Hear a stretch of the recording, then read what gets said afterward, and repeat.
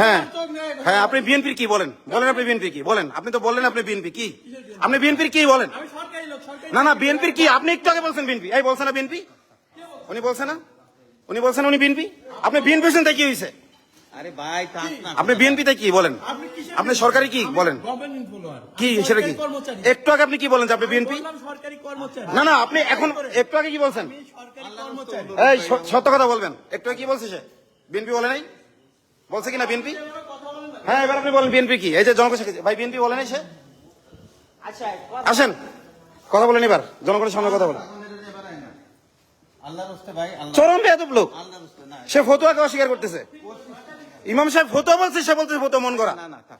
সে ইমাম সাহেব ফতুয়ার কিতাব রেফারেন্স দিয়ে বলছে, তাকে তো ব্যক্তিগতভাবে বলে নাই, ইনজেনারেলি কথা বলছে। সে একবার বলতেছে আমি বিএনপির লোক, আবার বলতেছে সরকারি কর্মকর্তা। তা কি হয়েছেন আপনি? মসজিদের ভিতরে এগুলো চলবে না। কি অশালীন মানে কোনটা অশালীন? কোনটা অশালীন বলেন? আপনার পরিচয় দেন, আপনার নাম কি?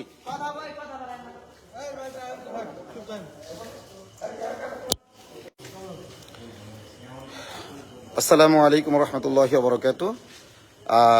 আমি আতাউর রহমান বিক্রমপুরে এই মুহূর্তে রয়েছি টঙ্গিবাড়ি উপজেলা জামে মসজিদে। আজকে যে লোকটার সাথে কথা বলছিলাম, আমাদের ইমাম সাহেব আলহামদুলিল্লাহ যথাসময়ে এসেছেন। উনি একেবারে আমরা ছোটবেলা থেকে দেখতেছি যে আমাদের ইমাম সাহেব উনি দীর্ঘদিন যাবত এখানে ইমামতি করেন এবং সুনামের সাথে ইমামতি করে যাচ্ছেন।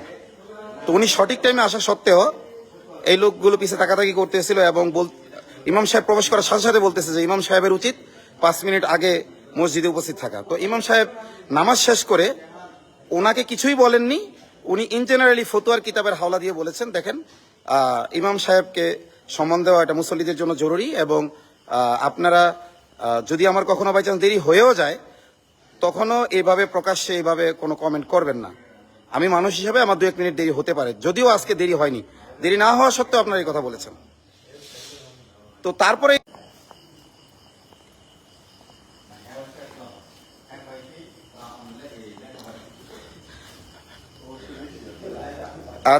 এই লোকটা ইমাম সাহেবকে কাউন্টার দেওয়া শুরু করেছে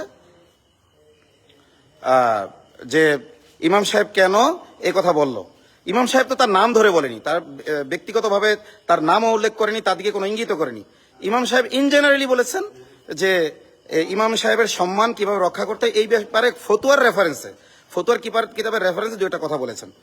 তখন যখন ওই লোকটা দাঁড়িয়ে গেছে এবং বলতেছে যে এটার ইমাম সাহেবকে যখন কাউন্টার দিয়েছে তখন আমি তাকে থামানোর জন্য বলেছি যে ইমাম সাহেব তো আপনার নাম ধরে কিছু বলেননি, যদিও আপনি ইমাম সাহেবের সাথে বেয়াদবিমূলক কথা বলেছেন তবুও ইমাম সাহেব আপনাকে সরাসরি কিছু বলেন নাই। তো আপনি কেন এটাকে ব্যক্তিগতভাবে নিচ্ছেন? ব্যক্তিগতভাবে নেওয়ার দরকার, আপনার জবাব দেওয়ার দরকার নেই। ইমাম সাহেব বলেছেন যে ইমাম সাহেবকে কিভাবে সম্মান করতে হবে সেটা।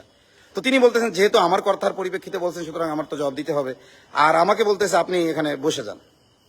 তো পরবর্তীতে সে বলতেছে, আমি বললাম যে ইমাম সাহেব তো আপনাকে বলেন এই ফতুয়ার কিতাবের রেফারেন্সে কথা বলেছেন। তো তিনি বলতেছেন যে ফতুয়া আবার কিসের? ফতুয়া হইলে এগুলো সব মন করা, কোরআন হাদিস হলো আসল। তখন আমি বললাম যে ফতুয়া আপনি মন করা কিভাবে বললেন? ফতুয়া তো কোরআন হাদিস থেকেই উপরে ভিত্তি করেই এটা ফতুয়া এসেছে। লক্ষ লক্ষ হাজার হাজার ফতুয়ার কিতাব লেখা হয়েছে, সেগুলো কোরআন হাদিসের উপর ভিত্তি করেই লেখা হয়েছে, দলিলের উপর ভিত্তি করেই লেখা হয়েছে। এবং আল্লাহ তাআলা কোরআনে নিজে বলেছেন কুল ইফতিল্লাহু ফিল কালালা, এরকম আয়াত আছে, সেখানে আল্লাহ তাআলা ফতুয়ার কথা বলেছেন। সে সরাসরি ফতুয়াকে অস্বীকার করতে, যেটা হাসিনার আমলে আমরা দেখেছি। এবং সে নিজেকে একবার বিএনপির লোক দাবি করতেছে, একবার সরকারি আমলা দাবি করতেছে। তো যাই হোক,